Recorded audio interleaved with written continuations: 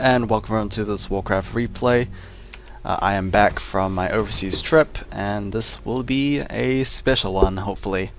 This is from the W3 Arena, and it is the tournament from PlayFFA.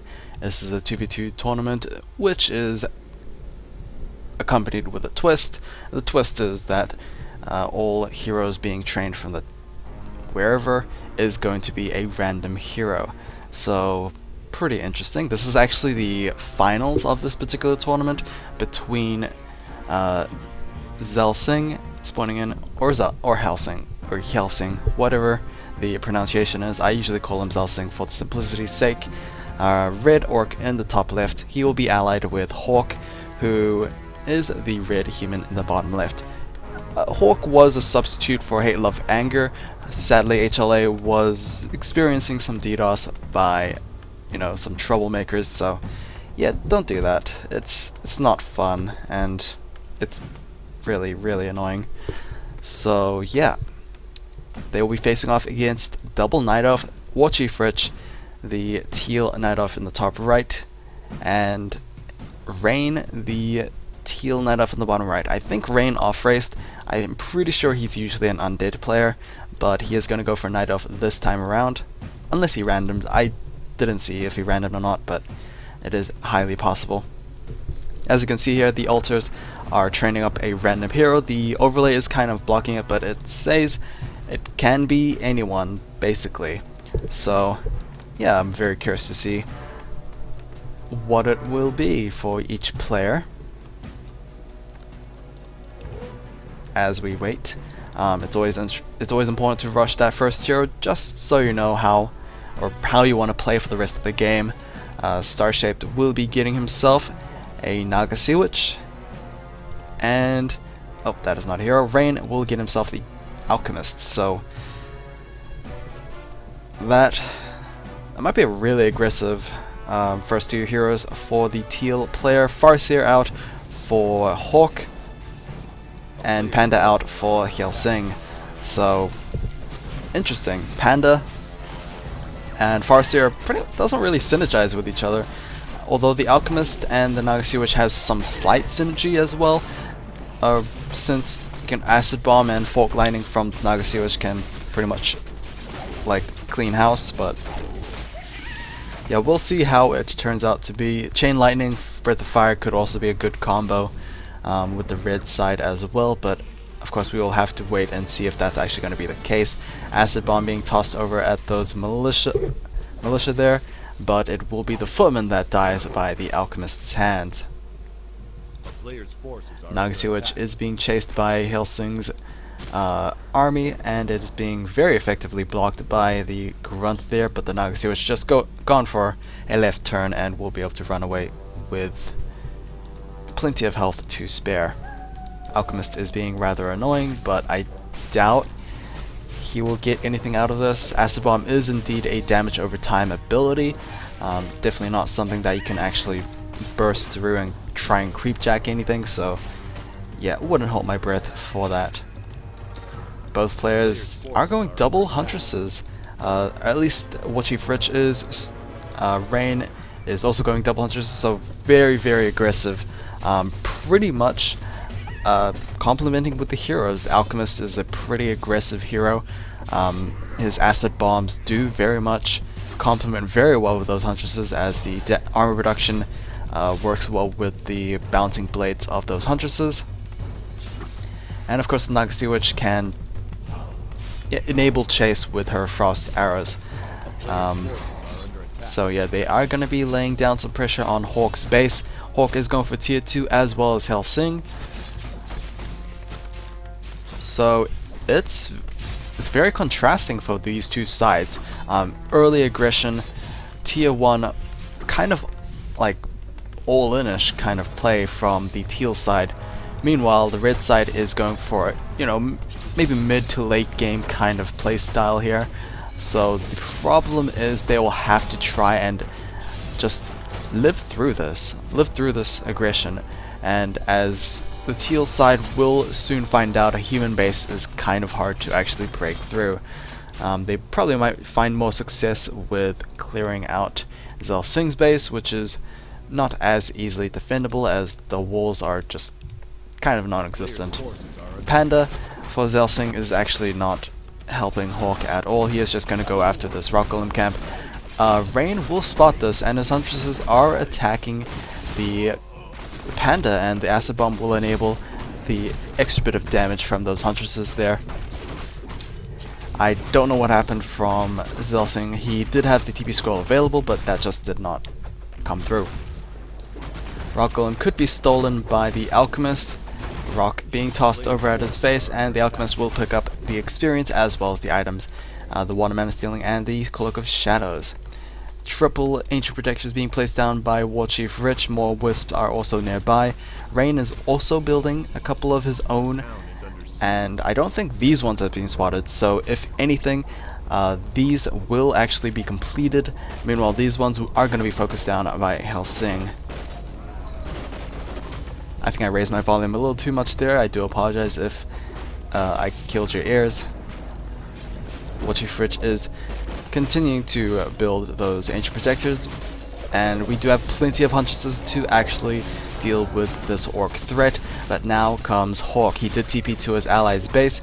The Wisp did go for a detonation there, but they didn't actually hit those spirit wolves, so that's a little bit of a mistake there. Rain is kind of losing his huntresses. I think there's just a little too many units from Hawk's side. He did bring a ton of militia, but we do have a couple of ancient protectors being completed by the teal side there. Huntresses are being slowly picked away, but thankfully they are being microed back by WarchiefRich. I'm actually curious which of these, if any of these players have shared control or not. Ancient protectors are moving out as they have been completed, eating a tree to just get that passive healing. And this is going to be rather difficult. The riflemen are completed for Hawk, so they will be able to deal with those huntresses very nicely as they are unarmored. But yeah, riflemen will struggle against those ancient protectors. Piercing is basically not a good attack modifier against those fortified buildings. So it's pretty much going to be up to Xelsing to get his raiders. Bestiary is nearly completed, but we'll have to wait and see if that actually gets enough raiders down or not. Demolisher is underway. Spirit Lodge did get cancelled by Xelsing. Let's see if these demolishers are enough. The huntresses are very much looking to snipe down that one demolisher, or just go after those orc burrows, whichever one is the case. Another healing spray being tossed down by the goblin alchemist. I don't know why I called him the goblin alchemist there. But yeah, needs to be careful with the healing spray. He can heal his own enemies, so needs to be good aim right there. A little bit of a crazy fight from both sides. We do have a fork lightning from Hawks and Naga Sea Witch, so he did get himself a Naga Sea Witch as his second hero. I'm actually unaware if the second and third heroes are random or not, but I am going to assume that they are, since Naga Sea Witch probably not the best hero to deal with a tower threat. This is going to be rather difficult to keep track of on all things. We did have a couple of units being pretty much taken down by those ancient protectors there, and the one raider will get taken out. The panda needs to be a little careful there, but the demolisher is laying down some rocks on those ancient protectors. There we go with one of them. But yeah, Xelsing is building another demolisher just in case. Dire wolves are out for Hawk. Unfortunately, their critical strikes cannot affect buildings, so they should maybe go after those units after that. Folk Lane will be tossed. Barracks gets destroyed, so no more demolishers out for Xelsing. Meanwhile, the Night Elf side, nothing much is happening. Neither player are going for tier 2, so yeah, they really need to finish this because tier 2 has been available for the red side for quite some time. If they can survive through this, they might be able to muster up the force to actually come back. But yeah, that depends on if Rain and WarchiefRich will let that happen. Glaive throwers are being brought over from both sides, so That might be able to counteract the two demolishers from Xelsing. And there we go, splat goes those Huntresses. Nicely done for Xelsing to actually realize. And the Panda is level 3 but out of mana, so he really needs to back and maybe get himself a mana pot. We do have a speed scroll coming from Hawk's Farseer, might be able to take down the Nagasiwitch.